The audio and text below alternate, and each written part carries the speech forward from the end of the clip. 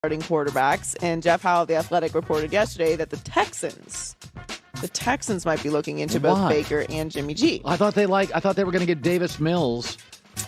Well, they do. Yeah, they currently have Davis Mills as their starting quarterback. He said also, despite the fact that there was no interest in Baker during the Watson trade, a source told him that things might have changed.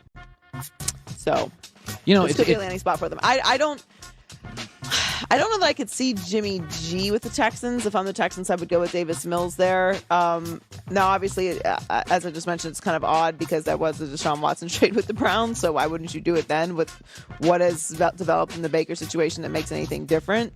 I like Davis Mills. I think Davis Mills has something there. He's 13 games last season, 66.8 completion percentage, 2,664 yards. Accurate. 16 touchdowns and 10 interceptions. Yeah, no, he's accurate. Big kid, sees over the top. I thought he didn't have much to work with. Didn't have a running game. Didn't get great protection. I thought he was decent. I really did. I also think it was kind of telling last night that Carolina did not take. I thought for sure Malik Willis was going to Carolina. I think that's actually a good sign for Matt Rule.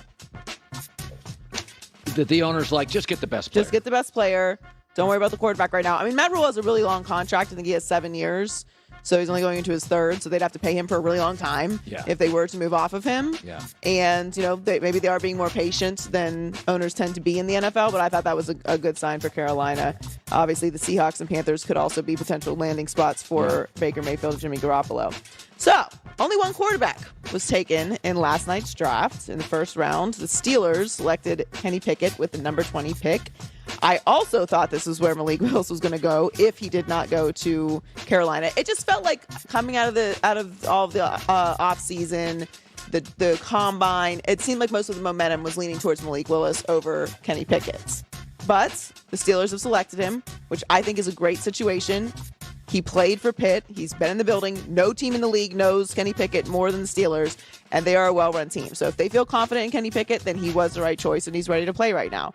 So here's Mike Tomlin letting Kenny Pickett know he is staying in Pittsburgh. All right. Watch out. Let's go, baby. That's awesome. Woo! Kenny, what's up? Hey, what you doing tonight, man? Y'all watching TV? What y'all got going on? Hey, you ready to come back to Oakland? Hey, we're about to make you a Pittsburgh Steeler, brother. Congratulations to you and your family. Bro, we're excited to have you, man. This is awesome. I love Mike Tomlin. It's so rare to see Mike Tomlin bubbly. It's great. I love Mike watch Tomlin. that on a loop. Those are the moments from the draft that make it really special. Can you imagine? Look how excited Franco was. Franco could not contain himself. As soon as the commissioner showed him the card, he was freaking out. So I think it's great. Can you imagine as a young man having somebody call you and say, "Hi, this is Mike Tomlin. I'd like to make you a Pittsburgh Steeler." That's one of the great sentences in sports. Yeah. That is great. That's a feeling that I don't like, that, especially when you're at that transitional point in your life. You've graduated college, you're moving into your career. That's a phone call, a feeling you can't duplicate. Yeah. That's why the draft is so exciting and special. Obviously, we talk about it in a very transactional way, but there is this amazing emotional transitional thing, historic thing about the draft that I think is so fascinating and fun. Oh my God, you're just changing lives. And you're just and the projection of where these guys go and the expectations, and then guys will fall and they overcome it. It's just it is really fun. And when you start looking at these quarterbacks who have dropped, remember Marino dropped.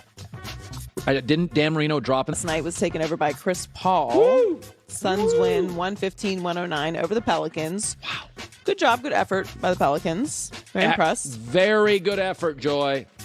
This is the best team in the league. They're a playing team. I think taking them to 6 is genuinely impressive. They're building something there for a team that we were talking about at the beginning of the year might get moved out of New Orleans. Yeah. I think they did a really impressive job this year. But Chris Paul was last night. 33 points on 14 of 14 shooting from the field, and he spoke about the perfect night after the game.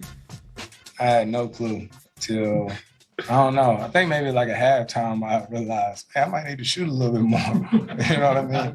But throughout the game, for me, I'm literally managing the game. You know what I mean? We was talking about taking heat checks the other day, and I don't do that because I don't shoot enough to take a heat check. And once I miss, I might be cold, but they would sort of let me get to my spots and shoot it.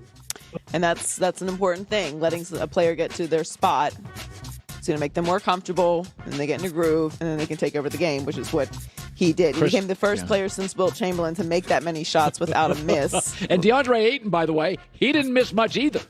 It was a really good night for the Suns. They look like they're back to themselves. I only got to see bits and pieces because I watched the draft, but it was like on the road, third quarter, they got Booker back. Yeah, he had 13 points. Yeah, this is the team we saw in the regular season. Games are close for a while. They lean on Paul, Booker, DeAndre Ayton. Boom, game over. And once they get things going, it's really hard to get back in the game with them if you can't shoot the way that they can shoot and have the experience that they have in a really balanced, well-coached team. So the Suns will open the series against the Mavs on Monday night in Phoenix. They're currently favored by 6 points, according to Fox Bet. They're also favored to win the series at minus 278. I think that's going to be a really good series.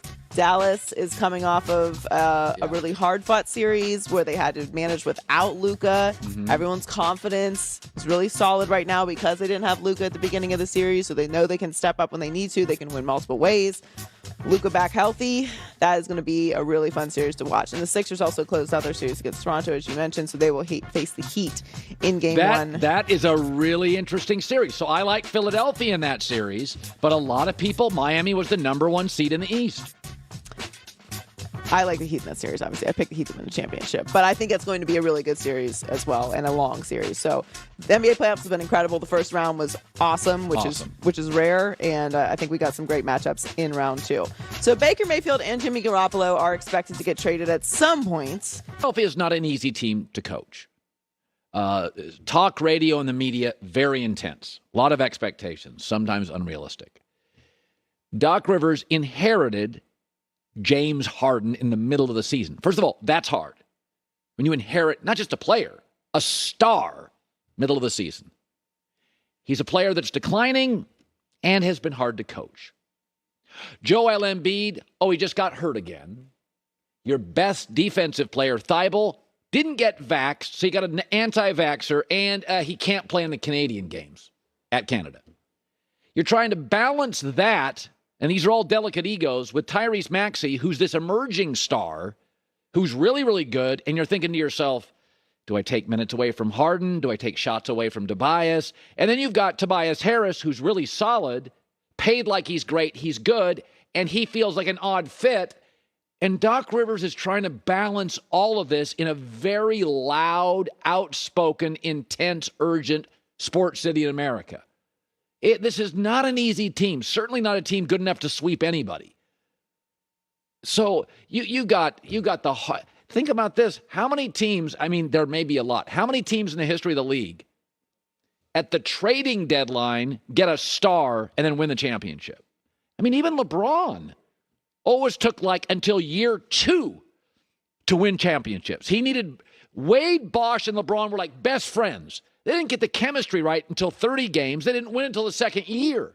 So you got the Harden ego. You got Embiid's ego. You got Maxey's ascending. You're trying to balance that because, now he's better, sometimes way better than Harden. And Tobias Harris, he's a guy who thinks pretty highly of himself. He makes good money, good player. He feels like the odd man out. And you're just trying to balance all this stuff, and they blow out Toronto. And they should.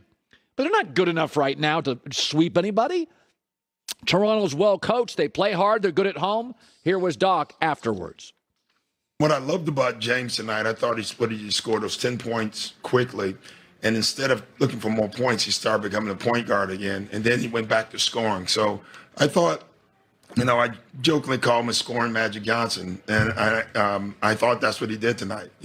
He assisted and he scored on a lot of buckets for us. And I do think this is sort of the new James Harden, who's like a gym rat. The guy always plays. Now, he may be out all night, but he always plays. He doesn't give you a ton on the defensive end, but he has become a little bit more of a facilitator than a pure scorer. If he was scoring 32 a night and taking shots away from Embiid and Maxey, would Philadelphia be better this morning? I don't think so. So Doc's trying to balance that thing. This is not – Milwaukee's a piece of cake. Giannis is the giver. Everybody knows it's Giannis's team. Everybody in Boston knows it's Tatum's team. He, Marcus Smart, and Jaylen Brown have played together for years. So have Steph and Clay and Draymond. A lot of these teams are harder to coach. Some are much easier to coach. I think Doc's doing a great job of balancing all this stuff, and we'll see what happens next. Joy Taylor with the news. No.